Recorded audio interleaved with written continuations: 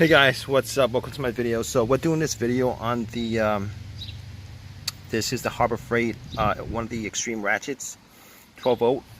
I've had this for about say like close to about a year. I did a couple videos, reviews of it. This is going to be like a 1 year review of this tool. So you guys can see I have it apart right now. It died on me while on a job yesterday. So I took it apart, hoping that it might be a wire or something like that. But it's not a loose wire. It's not a wire that broke off. I'm not quite sure what it is. This is as much as I'm going to do as far as trying to fix this.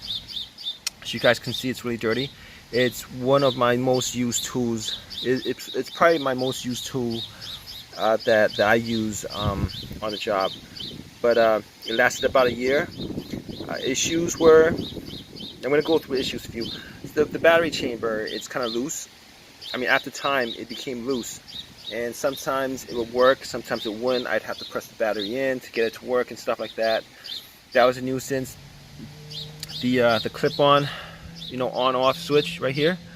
It's not a switch, but the handle, the whatchamacallit that you press to turn it on and off. That came off. I had to put that back on. It came off a couple of times. I had to put that back on. Totally a pain, but it is what it is. I mean, it's pretty inexpensive.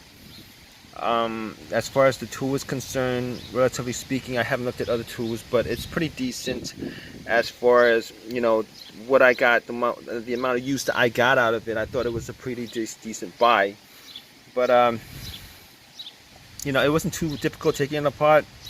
I'm gonna go and get a new one because I fixed power tools before. I've tried to fix power tools before.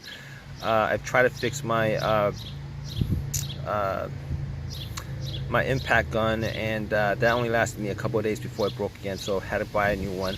So as far as my experience with these tools is all concerned, if they do break down on you, probably best to get either get a really good one or get the one to replace it, because as these tools age, or as much mileage as much as you use them, that's how much they're going to deteriorate. I've dropped this multiple times from car heights. I've used it in the rain. I've used it in the snow. It's been dropped in the snow. It's been dropped in the rain. It's been dropped. It's been used quite a bit. I haven't actually, I haven't been pretty careful with this tool. But it lasted me less than a year, but I'm okay with that. I'm gonna go to Harbor Freight, buy another one. This is the only one I've looked at. It's the only one that I've used. So I guess I'm just kind of used to this tool at this point. I'm just gonna get another one, and hopefully that lasts a bit longer. I might not, I might be more careful with these, with this one, the next one that I buy, because this has been, you can see all the oil that's on there.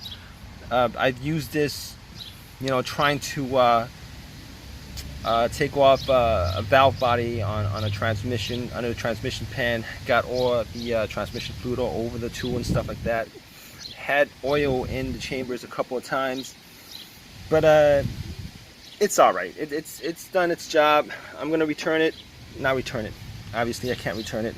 I'm gonna go and buy a new one. And this, I'm not quite sure what I'm gonna do with this. It might go in the trash. I have a buildup of stuff, power tools and stuff like that are broken, that are not in use. It might just go. Might just go in the trash because I have no use for it. The motor, I think the motor might be all right. Probably the switch is the issue. I'm not quite sure. I was hoping that it was something simple.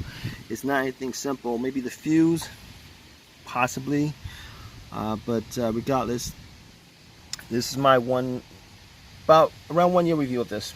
All right, so I'm all good on this. If you guys have any questions, comments, feedbacks, whatever, feel free to leave them.